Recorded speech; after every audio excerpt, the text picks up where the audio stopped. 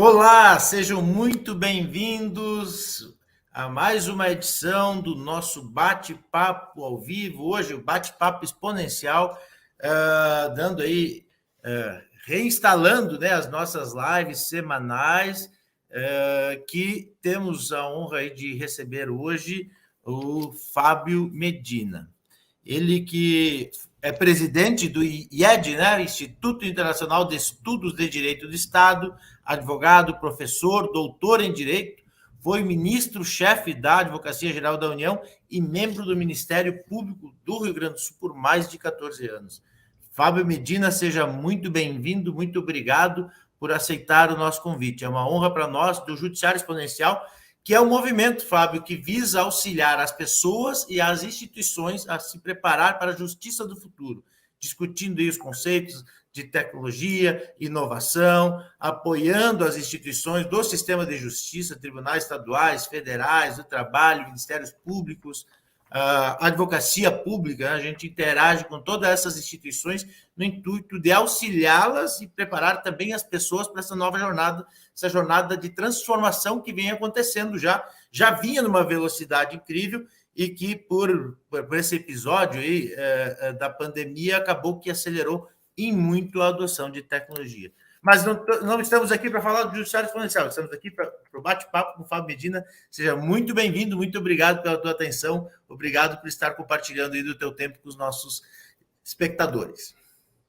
Satisfação enorme poder estar aqui no Judiciário Exponencial, Piccoli, com você, que é uma pessoa, uma referência nessa área, e poder tratar aqui com o teu público sobre temas tão importantes para a sociedade brasileira, referentes à inovação, à tecnologia, a todas essas transformações no judiciário brasileiro.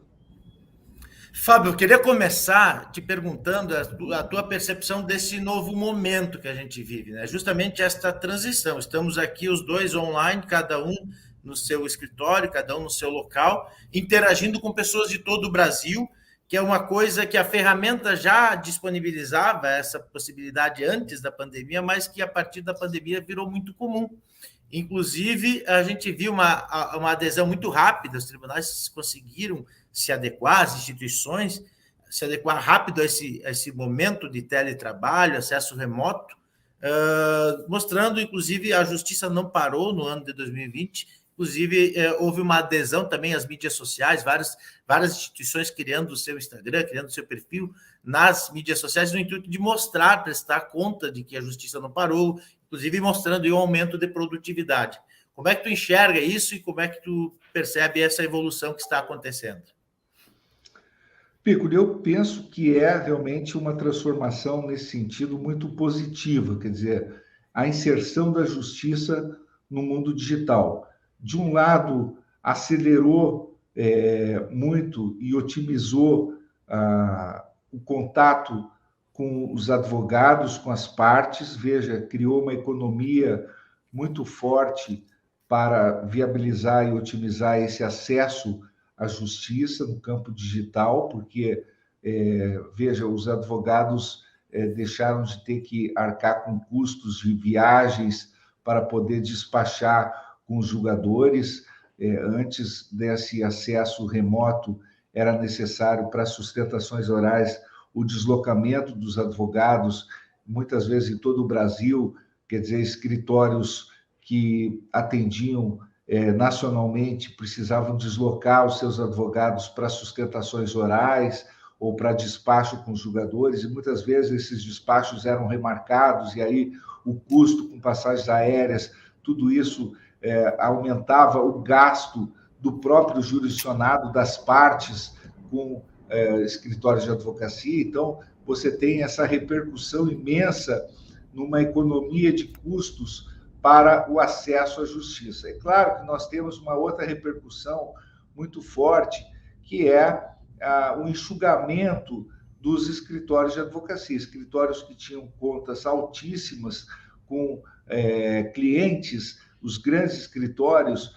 tiveram que redimensionar esses custos, esses gastos, colocaram muitos advogados em home office, tiveram que enxugar os gastos. Os clientes também tiveram outros impactos financeiros. Obviamente, a pandemia impactou fortemente as companhias aéreas, nós sabemos disso, quer dizer, as companhias aéreas tiveram um impacto fortíssimo nas suas contas, e a economia ficou bastante abalada também com a pandemia. Então, as empresas sofreram muito, né? Os clientes do mercado de advocacia sofreram, tiveram que enxugar custos, e os escritórios, principalmente os grandes escritórios, tiveram que reduzir muitas unidades. Quer dizer, no momento que o custo do acesso à justiça também diminuiu muito, as empresas sofreram com o impacto da pandemia. Quer dizer, houve uma redução desses escritórios de advocacia. Muitos grandes escritórios de advocacia diminuíram as suas unidades físicas, passaram a trabalhar mais no campo digital, home office, e, paradoxalmente, então, nós tivemos uma amplificação, a meu ver, do acesso à justiça, mas com esse enxugamento dos escritórios. Então, de certo modo, é um paradoxo aqui, aumentou um pouco o desemprego dos escritórios do mercado de trabalho, muitos escritórios enxugando, havendo cisões de escritórios de advocacia, novas boutiques de escritórios, aumentou um pouco a multiplicação das boutiques, dos escritórios boutiques, os escritórios grandes fazendo algumas cisões e enxugando custos com esse acesso remoto, que também gerou uma outra contradição, que houve uma reclamação de muitos advogados quanto à diminuição desse contato físico do advogado julgador. Então, essa diminuição do contato físico do advogado julgador, porque os julgadores, eles efetivamente aumentaram a produtividade. A produtividade do judiciário também aumentou com o acesso remoto. Os julgadores passaram a produzir mais. Isso foi outro fenômeno que aconteceu. E o contato físico tendo se reduzido, muitos advogados reclamaram: olha, houve a redução desse contato físico, o despacho virtual não é a mesma sensação para o convencimento, para o exercício do convencimento, então não é a mesma arte do convencimento através do contato virtual e o contato físico e o contato presencial. Então, houve também essa contradição, essa discussão sobre a necessidade do contato presencial. Mas eu penso, efetivamente, que isso tudo se traduz num grande avanço. Acho que é irreversível esse avanço. O contato virtual é, sim, um aumento da transparência dessa relação advogado-juiz. É muito efetivo esse contato.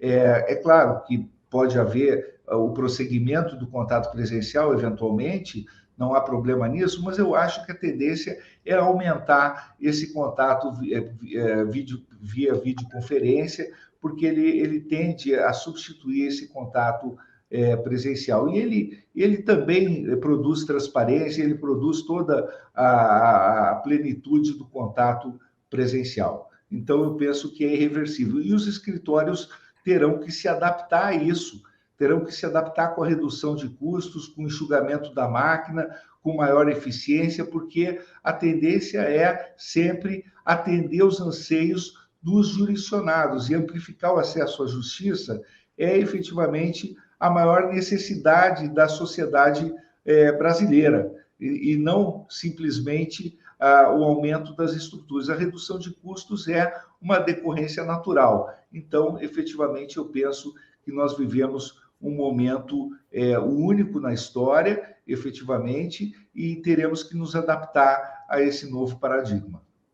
Eu acho que vai haver uma adaptação de convivência do modelo mais ou menos híbrido, porque, ao mesmo tempo que as pessoas não abrem mais mão da possibilidade de ter esse acesso, eu tive recentemente conversando com o pessoal da Defensoria de Minas Gerais, e o pessoal comentando lá, inclusive escreveram este case, né, de acesso, porque antes um cidadão, para ter acesso ao defensor, precisava ir até o prédio. Hoje eles conseguem, através do atendimento virtual, atender Então, o cidadão não está tendo acesso facilitado através da tecnologia. Então, ao mesmo tempo, tem esse paradigma, né? A gente teve uma grande evolução, mas também tem casos que a OAB, os advogados, têm essa preferência, reclamam sobre o modelo de audiências virtuais, parece que precisa ainda sofrer uma certa adaptação, né? Exatamente. Os advogados reclamam muito da falta de contato presencial. O contato presencial ainda é uma carência, digamos, tanto com os julgadores, mesmo com as partes, mas nós estamos nos adaptando a esse novo universo. Claro que a relação advogado-cliente, por exemplo, é diferente. O advogado-cliente, principalmente em determinadas áreas estratégicas, como o direito de família, o direito criminal, e mesmo outras áreas muito sensíveis, algumas reuniões precisam ser presenciais, precisam ter determinadas garantias que o contato presencial ainda oferece uma sensibilidade maior para essa relação de confidencialidade, de confiança, sobretudo. Mas muitas reuniões, efetivamente, na sequência de alguma reunião presencial, podem ser feitas por videoconferência com todas as garantias referentes ao sigilo e à confidencialidade. E essas reuniões são muito produtivas e podem ser feitas por videoconferência. E antigamente, efetivamente, nós tínhamos a cultura de todas as reuniões serem presenciais. Então, esse paradigma é que mudou.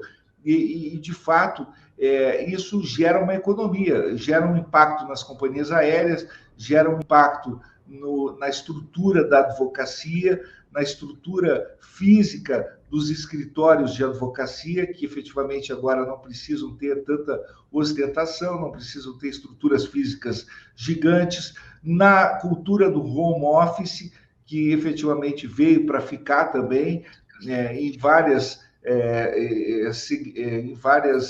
culturas e subculturas, em vários segmentos, né, tanto no setor público quanto no setor privado. Isso facilita muito, isso pode gerar produtividade maior em múltiplos setores. Então, também são novos paradigmas com os quais nós temos que trabalhar. Veja, mesmo no setor público, já há precedentes no sentido de autorizações para funcionários públicos trabalharem, inclusive, no exterior. Então, isso é possível. O que é necessário é a valorização do princípio da eficiência. Então, a pandemia gerou esses impactos que, no meu modo de ver, são irreversíveis. Hoje nós temos no judiciário brasileiro cerca de 100 milhões de processos. Então, o que é necessário efetivamente é a busca de uma resolução rápida desses processos. O que tem ocorrido é o fomento a soluções alternativas ao próprio judiciário. Quer dizer, essas soluções extrajudiciais ou soluções consensuais dos conflitos dentro do próprio judiciário. Então, as novas tecnologias, elas estão a serviço desses mecanismos de solução dos conflitos. Justamente aí reside, a meu ver, também um novo caminho a ser trilhado. Eu queria pegar o gancho, estava preparado aqui para tocar no assunto da inteligência artificial, mas como tu falou desses meios alternativos de resolução de conflitos, eu queria dar uma passada nesse tema, porque a gente percebe a criação de várias plataformas, o surgimento, não só no Brasil, é um fenômeno internacional, estão sendo criadas plataformas para conflitos de menor relevância, mas a gente vê uma série de acordos sendo gerados por essas startups, inclusive, que têm proporcionado aí uma aceleração desse tipo de processo. Tu vê isso como uma iniciativa que também pode amenizar esse alto volume de processos que tramitam hoje no judiciário? Exatamente. Nós temos aí fundos que se interessam, né, por aquisição de ativos dentro do judiciário, ativos processuais mesmo, processos que possam ser objeto de composição dentro ou fora do judiciário, e as ferramentas que o novo Código de Processo Civil de 2015 introduziu no ordenamento jurídico, a partir também de paradigmas do direito norte-americano, do direito inglês, da common law, os negócios jurídicos processuais, soluções consensuais, para propiciar justamente maior velocidade na composição dos litígios. Então, nós temos acordos não apenas para os pequenos conflitos, mas para os grandes conflitos. A Advocacia Geral da União, nós introduzimos na nossa gestão a Câmara de Conciliação. Hoje, esses grandes conflitos com a União Federal, é possível a composição justamente com economia para o erário, para verificar casos em que o risco jurídico para a União Federal é enorme, já é praticamente irreversível, e havendo interesse do credor, no caso, ele pode oferecer um deságio gigantesco para a União Federal, e sabendo a União que daqui a 5 anos ela sofrerá uma derrota, ela calcula que há interesse no acordo. Então, essas soluções negociadas, também as chamadas transações tributárias na Procuradoria-Geral da Fazenda Nacional, veja, são absolutamente viáveis. Nós temos aí os maiores litigantes do país, são justamente aqueles que representam os poderes públicos, municípios, estados, União Federal. Então, nós temos ferramentas que possibilitam soluções consensuais para os entes públicos que representam os maiores litigantes hoje do judiciário brasileiro e com grande economia para o erário. Então, isso é muito importante.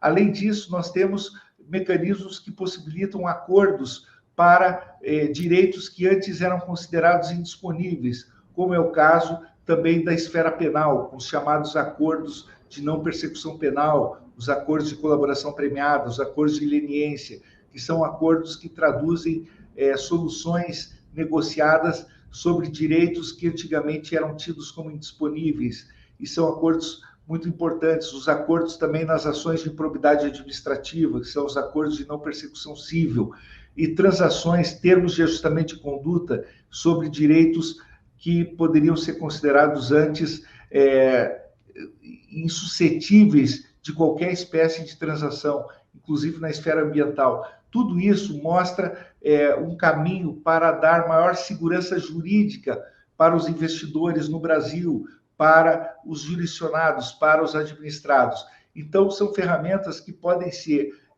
trazidas juntamente com as novas tecnologias, que podem compor, digamos assim, cálculos estatísticos sobre essas ações, cálculos sobre a plausibilidade jurídica de cada demanda, sobre o risco jurídico da demanda, porque não é possível que os litigantes deixem de calcular a probabilidade de êxito na demanda. Então, os processos não devem ser propostos e tampouco ter o seu prosseguimento avalizado sem um cálculo de custo-benefício. Isso não é possível para os litigantes de um modo geral. E os litigantes privados, eles normalmente fazem justamente esse cálculo. Daí porque existe a arbitragem, daí porque existe os tribunais arbitrais, existe a conciliação, existe justamente a composição privada desses conflitos, porque esses litigantes eles fazem esse cálculo privado, esse cálculo do custo-benefício do litígio. Mas os entes públicos também devem promover esse tipo de visualização da relação custo-benefício desses conflitos, para desafogar o judiciário, para não instrumentalizar o judiciário na direção de um conflito inútil. Muito bom. Na verdade, a gente percebe isso acontecendo, né? Porque não tem uma... Falasse, a gente tem aí cerca de 100 milhões de processos tramitando. No último relatório do Conselho Nacional de Justiça, aponta 78 milhões ainda de estoque, né? Porque giram cerca de 30 milhões todos os anos. Mas esse relatório é de 2020, tratando da base de 2019. Isso, ele sempre está desatualizado, né? Ele sempre está desatualizado. É referente ao ano anterior. Mas, mesmo assim, ele mostra um cenário que ele vem se mantendo há muito tempo, esse estoque, né? Tu acha que tecnologias, por exemplo, como inteligência artificial, que vem se apontando aí como uma tecnologia que tem potencial de trazer uma grande evolução. A gente vê uma adoção sendo acontecendo em todo o sistema de justiça. Começou lá com o Supremo, com o Victor, Sinapse, aí foram surgindo várias ferramentas pelos tribunais do Brasil, MPs, procuradorias, também todos desenvolvendo as suas soluções com o intuito de usar essa tecnologia para ganhar mais produtividade. Esse é um dos principais objetivos, mas também tende a melhorar até a própria qualidade em função das possibilidades que a inteligência artificial traz. Tu entende que a inteligência artificial pode realmente trazer um efeito sobre esse estoque, que ele há muito tempo se mantém no mesmo nível de volume? Sem dúvida, Pico. A inteligência artificial é também irreversível, digamos, no universo jurídico mundial. Ela tem um impacto necessário por conta também do litígio de massa, em primeiro lugar, esse litígio que traz soluções muito homogêneas para o mundo jurídico, e a inteligência artificial já tem o primeiro impacto nesse universo, mas também para outros conflitos que a inteligência artificial faz um refinamento muito grande e auxilia o judiciário e outras instituições também com esse refinamento que a inteligência artificial traz, quer dizer, com o cálculo, justamente o que eu falei sobre a relação custo-benefício dos conflitos, dos litígios, para a possibilidade, inclusive, de composição e também o filtro jurisprudencial, a padronização dos litígios, a visualização de padrões de conduta,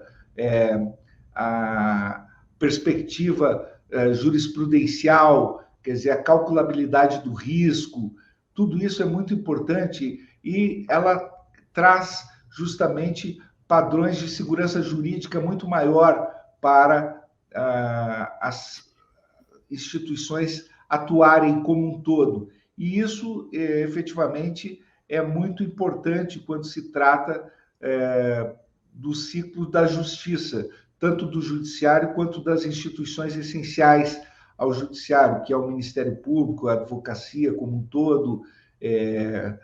Os advogados, quando propõem litígios, precisam também seguir a jurisprudência. Então, a jurisprudência, a modelagem da jurisprudência, tanto judicial quanto administrativa, precisa de inteligência artificial para que essa modelagem seja formulada ou formatada de um modo correto. É claro que a inteligência artificial ela nunca substituirá a cabeça do juiz, a cabeça artesanal do juiz ou do advogado ou do promotor, do procurador. Mas ela realmente oferece soluções que propiciam uma leitura correta da massa de decisões proferidas, tanto no âmbito administrativo, e no âmbito administrativo, às vezes, é mais difícil detectar e organizar todo esse material do que no âmbito judicial, muitas vezes. Então, essa inteligência, efetivamente, essa tecnologia, ela é fundamental. Agora, ela impacta justamente esse mercado de trabalho. Nós temos aí, talvez 1 milhão de advogados no Brasil, temos justamente a inteligência artificial impactando os grandes escritórios de advocacia e gerando uma redução desses escritórios paulatinamente, com uma diminuição cada vez maior, isso no mundo inteiro, eu diria, e no Brasil, onde há uma quantidade enorme de advogados. Nós temos também nos Estados Unidos uma quantidade de advogados excedentes, nos Estados Unidos enorme, com estudos apontando nessa direção, e no Brasil, talvez de modo significativo também, advogados e bacharéis, muitos bacharéis que não aprovam, inclusive, sequer no exame da ordem, e inúmeros advogados abaixo também da linha de pobreza, e muitos advogados que certamente estarão saindo desses grandes escritórios de advocacia por redução da mão de obra. Então, eu vejo, assim, a inteligência artificial impactando muito fortemente nesses grandes escritórios. Por quê? Porque ela substituirá essa mão de obra, em grande parte, ela impactará profundamente justamente nessas grandes estruturas, reduzindo e tornando essas estruturas muito mais enxutas.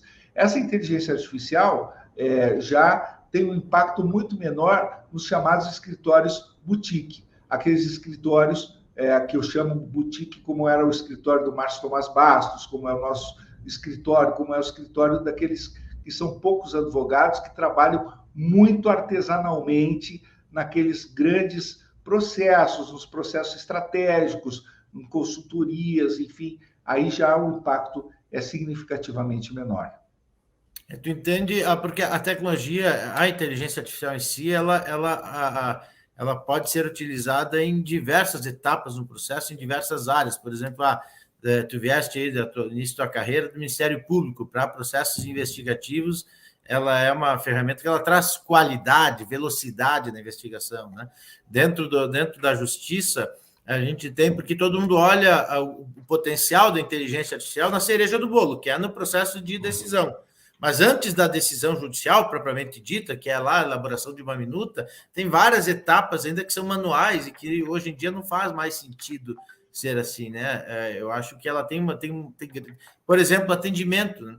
Atendimento hoje, vários tribunais, várias instituições, ministérios públicos estão utilizando a inteligência artificial para fazer pelo menos uma primeira etapa, uma triagem, né? E também a gente percebe que no judiciário, a área das execuções fiscais, que representa cerca de 1/3 do volume total de processo, é gigantesco, ela tem um potencial incrível, né? A gente já viu alguns experimentos mostrando que a ferramenta ela tem uma alta capacidade de assertividade.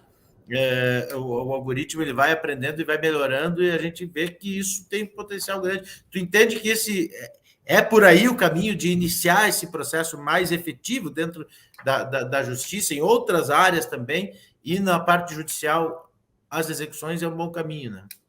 Eu não tenho dúvida, Piccoli. Eu acho que em várias áreas, em múltiplas áreas, você citou algumas áreas que são essenciais, que são estratégicas, Fazenda Nacional, execuções fiscais, mas não só execuções fiscais, todo o contencioso da Procuradoria da Fazenda Nacional, contencioso da Advocacia Geral da União, toda a área de investigação criminal da polícia, do Ministério Público, toda a área do sistema penitenciário. Então, nós temos, assim, toda a área que lida com volume precisa da inteligência artificial justamente para poder visualizar padrões de conduta, para poder visualizar estatística, para poder visualizar o que é o caminho correto a ser trilhado pela instituição naquele âmbito de incidência das normas, naquele âmbito de correção da conduta a ser visada pela instituição. Então, efetivamente, ali onde tem que se estruturar estratégia na tutela de direitos difusos, na tutela de direitos coletivos pela instituição pública, é necessário ter inteligência artificial. Eu não tenho a menor dúvida. Por exemplo, gestão ambiental, é necessário ter inteligência artificial para você poder fazer monitoramento, para você poder fazer gestão. Então, a inteligência artificial em quase todos os segmentos de gestão de direitos difusos, direitos coletivos, direitos dos consumidores, por exemplo, também. Então, a inteligência artificial em todos os segmentos hoje, praticamente, você citou 2 segmentos importantíssimos, ela é absolutamente necessária para que a máquina administrativa possa realizar gestão. Por isso, é fundamental como ferramenta de trabalho mesmo do Estado, a inteligência artificial, porque ela propicia justamente uma leitura muito mais sofisticada da realidade, muito mais complexa da realidade, para a tomada de decisão. Portanto, ela é uma ferramenta hoje indispensável para que o Estado possa atuar de modo estratégico diante da realidade que ele tem para ser lida por ele, no caso. Justamente o Estado brasileiro tem hoje uma carência de estatísticas, tem uma carência de planejamento estratégico, tem uma carência de uma maior complexidade para tomar de decisão e tem uma carência, às vezes, de tecnologia, daquilo que é o direito administrativo digital, que precisa ser implantado efetivamente e que já existe hoje essa implantação embrionária no âmbito do governo federal, mas precisa ser implantado também nos estados, nos municípios, o chamado direito administrativo digital, que é a nova realidade também do direito administrativo. Nós sabemos que o direito administrativo é justamente o direito também, não só isso, obviamente, o direito administrativo tem duas dimensões, é um direito substantivo e estatutário, mas é o direito estatutário da administração pública, quer dizer, é o direito que regula a atividade da administração pública. Esse direito digital, quer dizer, ele está a serviço do administrado, então ele precisa estar junto com a inteligência artificial sendo regulada pelo direito administrativo. Então, eu não tenho dúvida alguma de que nós estamos tratando aqui de inovações tecnológicas no âmbito da administração pública, e no caso, quando falamos de administração pública, falamos de um modo mais amplo. No caso, quando o judiciário pratica atos administrativos, ele também não deixa de ser uma forma de administração pública, o judiciário. Lembrando que todos os poderes praticam atos administrativos. Então, nesse sentido, todos os poderes também exercem atos tipicamente administrativos. O judiciário também administra. O judiciário e o Ministério Público também administram. Então, quando eles estão administrando seu próprio poder, eles exercem uma forma de administração pública.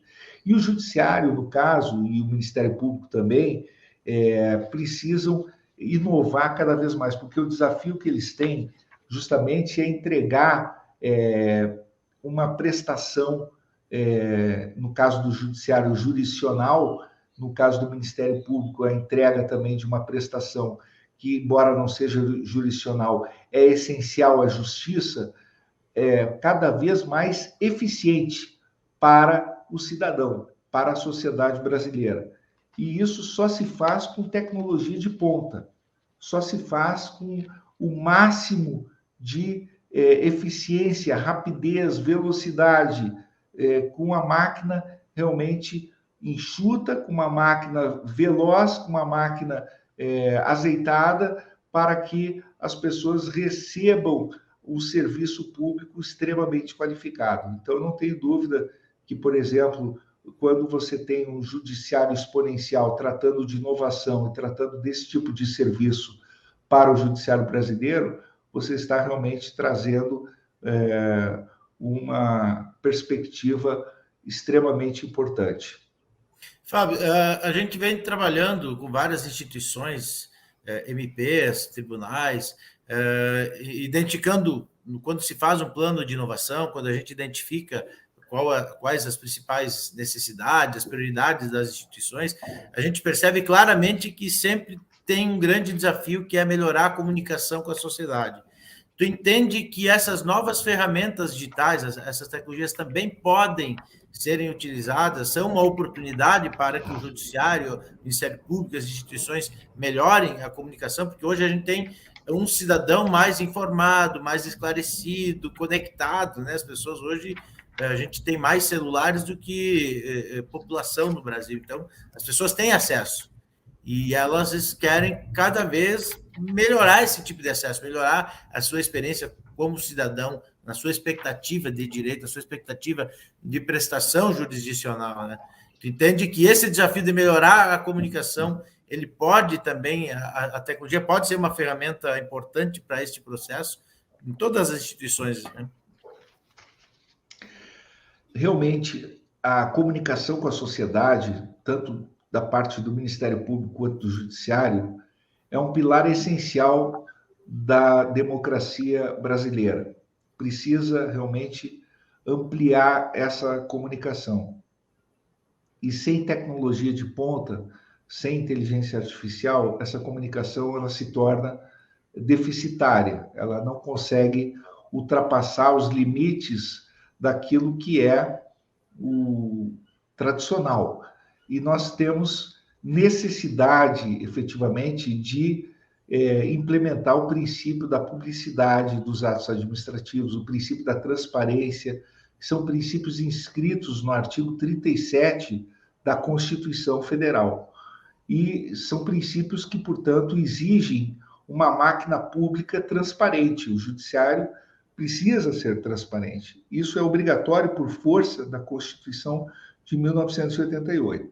Além disso, do ponto de vista do funcionamento também da própria jurisdição, a transparência, o princípio da publicidade dos processos é outra decorrência de imperativo constitucional. Então, a transparência do judiciário, ela tem duas vertentes. Uma, do funcionamento da máquina administrativa, quanto à administração, por força do artigo 37 da Constituição. Isso se aplica também ao Ministério Público. E outra, da própria prestação jurisdicional, no caso, porque os processos são públicos, e aí o acesso à justiça impõe a publicidade, claro, ressalvados os casos de segredo de justiça, que tem a exceção constitucional, também deve ser respeitado, aí sob pena de responsabilidade funcional.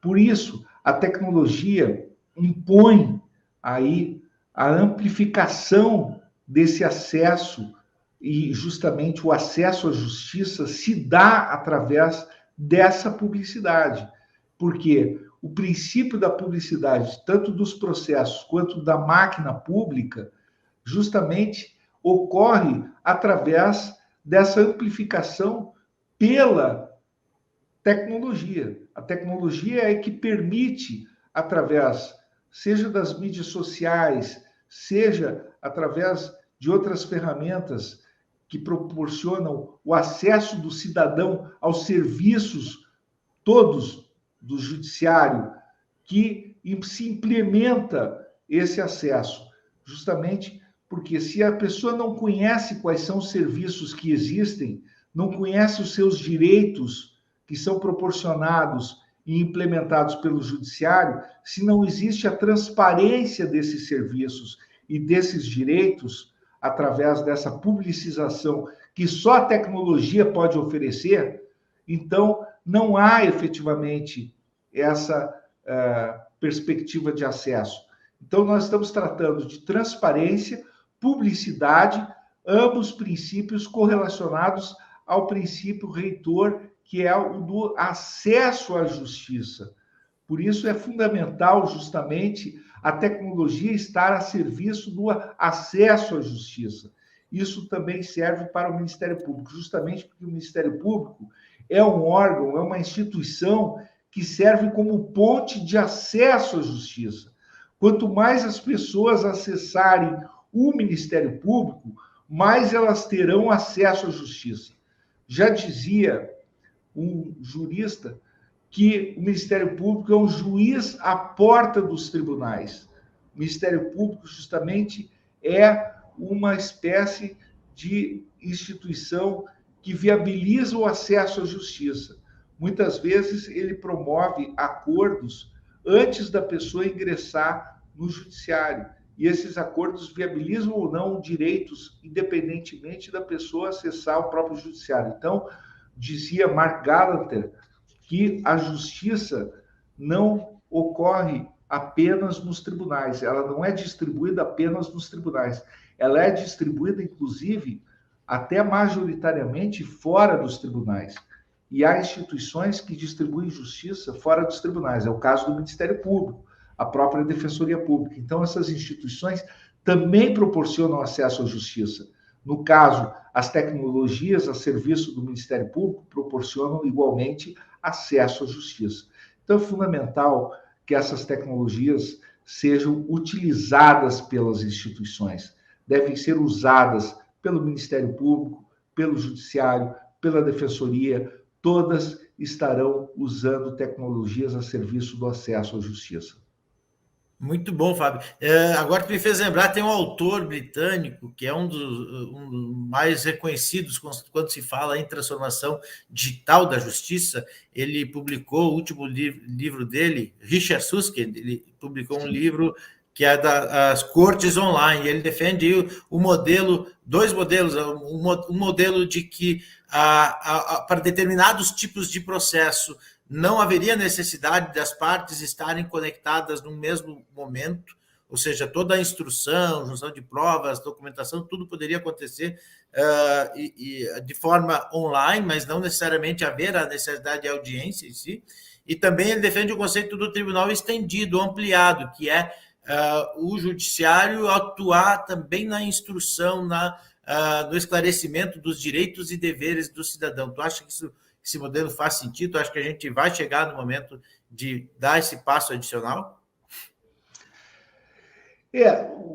São modelos peculiares, né? Eu acho que nós vamos construir os nossos próprios modelos. Quer dizer, nós temos modelos muito interessantes. Veja, nós temos instituições muito fortes, modelos em que nossas instituições podem efetivamente realizar a justiça fora dos tribunais, em primeiro lugar, promover acordos fora dos tribunais e distribuir justiça, desafogando o poder judiciário, em primeiro lugar. Isso é muito importante e essas instituições precisam ser fortalecidas. É o caso do Ministério Público Brasileiro, que é uma instituição que foi pensada de modo muito original na Constituição de 1988. E é uma instituição democrática, uma instituição forte, uma instituição cujos membros têm um preparo intelectual muito avançado e precisa ser efetivamente prestigiada e fortalecida. Há erros, muitas vezes, mas nós temos uma instituição que faz um controle muito vigoroso daquilo que eventualmente existe como distorção interna, que é próprio em toda a instituição que eventualmente acontece, que é o Conselho Nacional do Ministério Público, que é um órgão muito forte, muito vigoroso e tem feito um controle intenso daquilo que eventualmente ocorre como distorção, que é inerente a todo o processo de crescimento e amadurecimento democrático de uma instituição. Então, nós temos o Ministério Público. Por outro lado, nós temos o judiciário vigoroso também, o judiciário brasileiro. Nós temos o Supremo Tribunal Federal, nós temos o Superior Tribunal de Justiça, nós temos os tribunais superiores e temos o judiciário federal, o judiciário estadual, temos o judiciário militar, temos o judiciário trabalhista, temos o judiciário brasileiro também com controle do Conselho Nacional de Justiça, que também é uma instituição respeitada, e portanto, nós temos um judiciário brasileiro independente, com predicados, com garantias constitucionais. Veja, o que precisamos é efetivamente desafogar o judiciário brasileiro e dar instrumentos tecnológicos para que ele possa atuar cada vez mais com maior eficiência, com maior velocidade, para poder efetivamente não ser um instrumento, muitas vezes, dos próprios poderes públicos para não honrar suas obrigações, para que o Estado, os municípios e a União deixem de honrar suas obrigações, porque esses são os maiores litigantes do Brasil e muitas vezes não honram suas obrigações, instrumentalizando o judiciário brasileiro. Então, nós temos que repensar justamente esse modelo.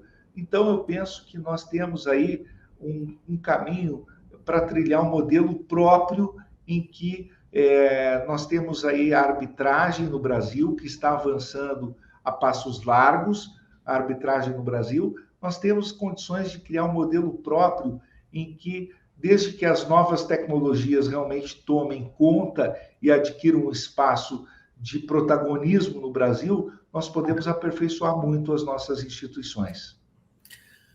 Fábio, excelente. Pena que o tempo passou voando e está chegando ao nosso final, então foi fantástico, passou muito rápido mesmo, papo muito, muito legal, muita agregação de valor para o nosso público. Eu queria, pela tua experiência, então, para a gente encerrar, pela tua experiência como Ministério Público, como chefe do maior escritório do Brasil, e quiçá até do mundo, né? Quantos membros tem na AGU, né?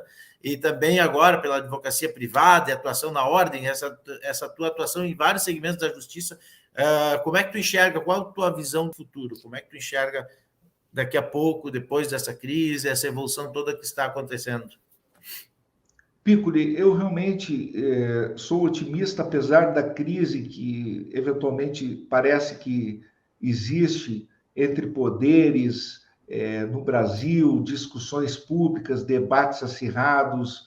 Eu penso que nós superaremos isso, a economia deve decolar, acredito que as instituições no Brasil são muito fortes, temos um judiciário independente, temos um Ministério Público forte, temos uma democracia saudável, temos uma tradição já democrática no Brasil que vem se fortalecendo já há alguns anos e efetivamente não teremos nenhum retrocesso, não temos sequer risco de retrocesso.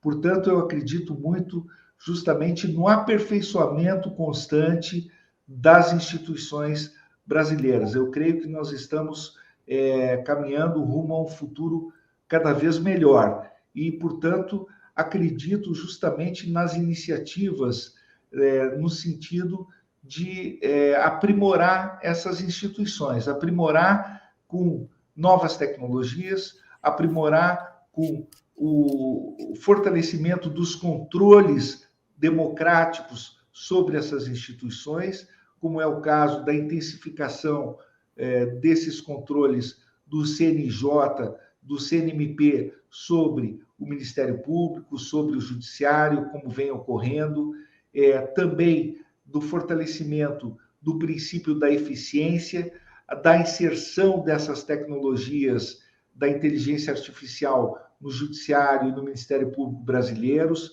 Isso é fundamental para o crescimento das instituições e da discussão e da crítica públicas sempre sobre as instituições. Isso é fundamental também para que elas possam sempre amadurecer e crescer como instituições.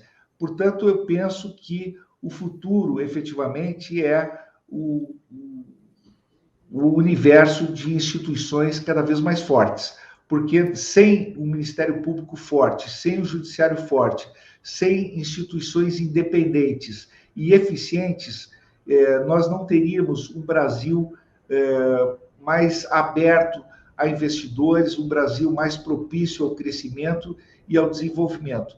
E, evidentemente, nós temos aí uma perspectiva de um país cada vez mais propício a uma economia liberal, é o que eu espero, a um país mais aberto a investidores estrangeiros, a uma economia capitalista, que é como nós esperamos, e efetivamente a uma democracia cada vez mais sólida. Eu penso que esse é o futuro que nos espera. Penso realmente de modo otimista. Muito bom, muito obrigado. Também sou otimista. Parabéns pela tua atuação. Aliás, a atuação sempre aí em evidência. Agora tu vai estar nesse evento que vai ter do Ministério Público, né, no final de setembro, início de outubro, em Gramado, é isso? Sim, nós temos um evento que será em Gramado, organizado pelo Ministério Público do Rio Grande do Sul, o Ministério Público de uma Nova Era, Reflexões e Projeções, dia 30 de setembro e 1º de outubro, organizado pelo Conselho Nacional de Procuradores Gerais de Justiça, pelo Conselho Nacional, pelo CNMP, pelo Ministério Público do Rio Grande do Sul, pela CONAMP. E nós participaremos de um painel tratando justamente, eu presidirei um painel tratando da estrutura institucional e administrativa do Ministério Público Brasileiro em face da era digital e da sociedade interconectada, possibilidades oferecidas pela disrupção tecnológica. Esse painel será dia 1º de outubro, sexta-feira, às 9h30 da manhã. Esse será um evento que reunirá, portanto, o CNPG, que é o Conselho Nacional de Procuradores Gerais dos Ministérios Públicos dos Estados e da União, a CONAMP, que é a Associação Nacional do Ministério Público Brasileiro, o Conselho Nacional do Ministério Público, o CNMP. Será um evento fechado para esses órgãos. Estará lá o Procurador-Geral da República, o doutor Augusto Aras, estarão outras autoridades, enfim, do Ministério Público Brasileiro, e é uma reunião fechada, portanto, da cúpula do Ministério Público Brasileiro, e eu estarei como presidente do Instituto Internacional de Estudos de Direito do Estado, que também apoiará o evento.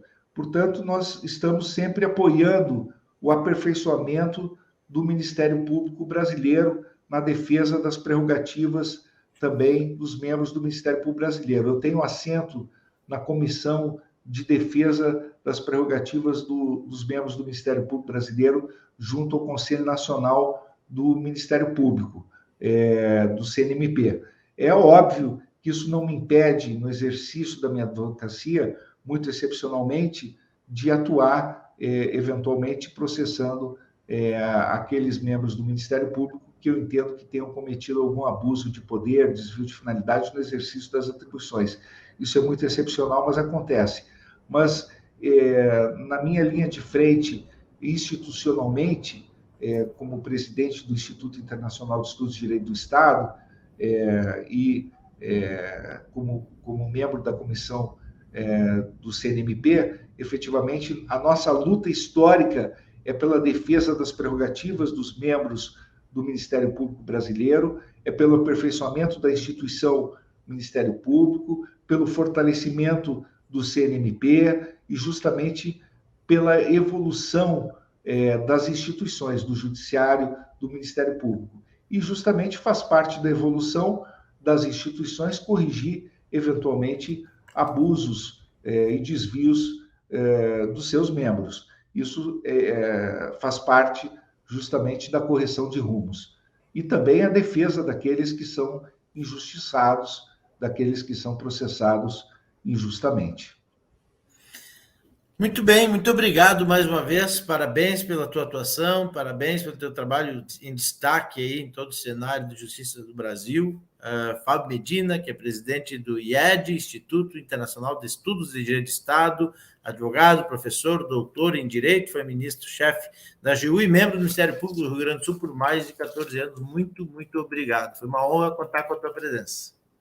Obrigado, Piccoli. Parabéns pelo teu trabalho junto ao Judiciário Exponencial, também pelo teu histórico aí junto ao Poder Judiciário, pela tua colaboração permanente. Muito obrigado pelo convite para participar desta live. Fico sempre à tua disposição. Forte abraço. Valeu, um abraço a todos que estiveram conosco até esse momento. Para lembrar a todos que esse conteúdo também vai ficar salvo no nosso canal Judiciário Exponencial, para quem quiser assistir, compartilhar com outras pessoas, assistir a outro momento. Muito obrigado, até a próxima. Então, quarta-feira, às 9 horas, estaremos de volta. Valeu, tchau!